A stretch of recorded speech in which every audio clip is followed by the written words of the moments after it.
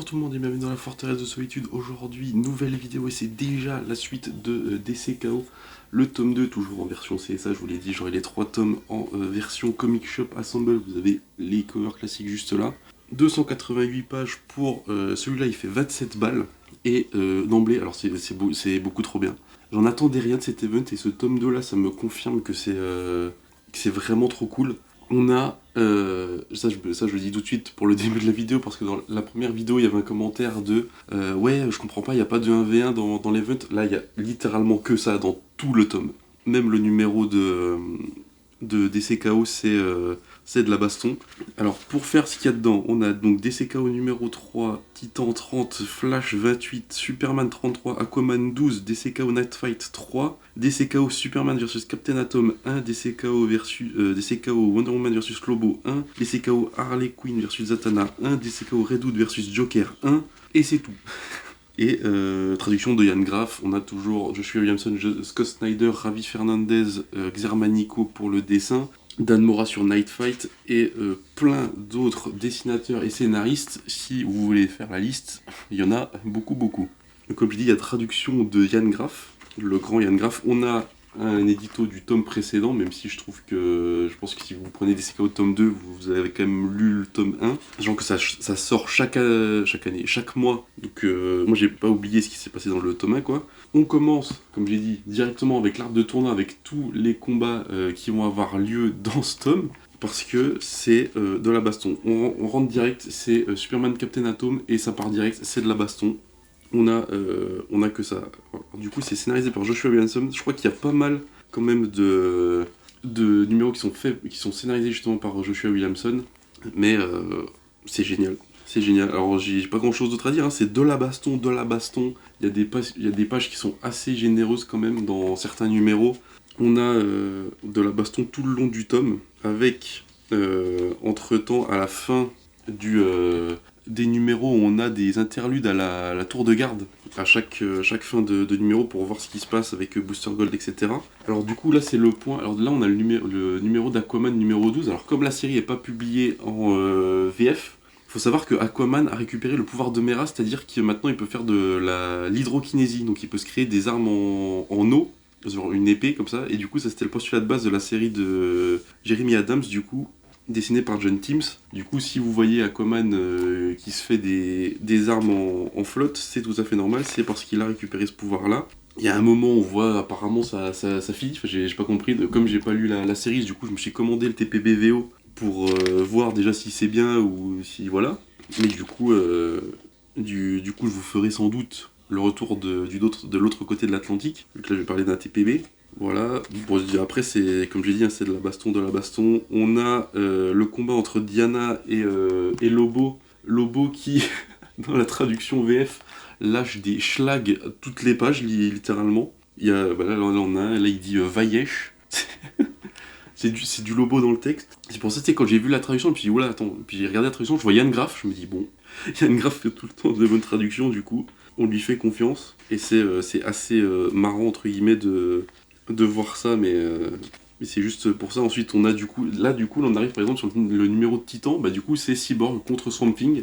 Même les séries, du coup, comme Aquaman, c'était Aquaman contre Martian Manhunter, on a de la baston.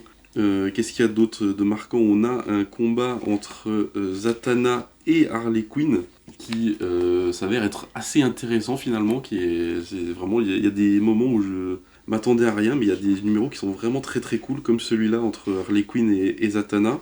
Qu'est-ce qu'on a d'autre? On a le combat entre non, ça c'est le truc. On a Flash, donc Jay Garrick contre Guy Garner, qui est aussi assez cool. Ça, j'ai pas regardé qui dessinait. Ah, par exemple, là, c'est Mark Waid, Christopher Cantwell, et c'est Vasco Georgiev qui dessine, qui, ma foi, dessine plutôt bien quand même. Faut savoir quand même que la qualité du dessin, à part peut-être le numéro avec Diana et Lobo qui est un peu en deçà, mais le reste, ça se regarde très très bien, c'est très très beau.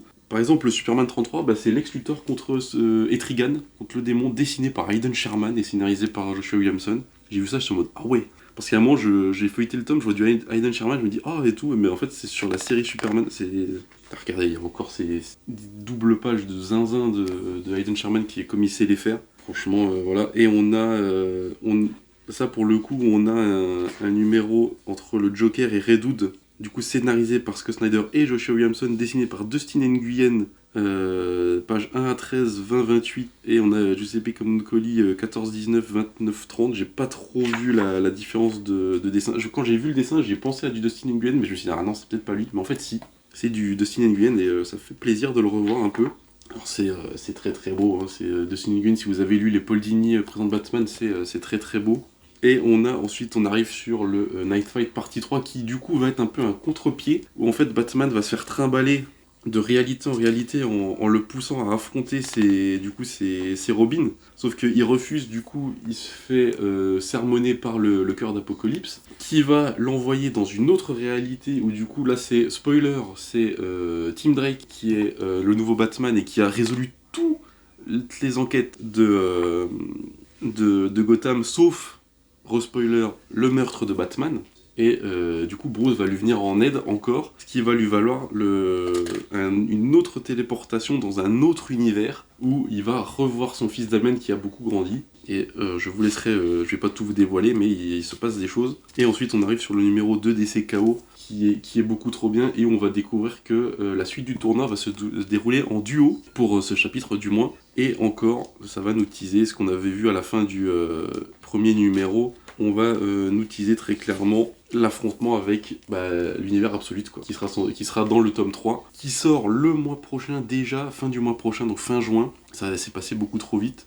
Mais c'est passé beaucoup trop vite. C'est beaucoup trop bien. Je m'attendais à rien. Déjà Absolute Power, ça faisait le taf. Il y avait des tie-ins qui étaient un peu lourds, mais là je trouve que tous les tie-ins, en même temps c'est que de la baston dans celui-là, mais même dans le premier, surtout Night Fight, qui était vraiment au-dessus du lot, et là toujours. Et là en fait le truc c'est que la plupart des tie-ins sont du coup scénarisés par Joshua Williamson, ou par exemple du coup c'était le Red Hood de Joker.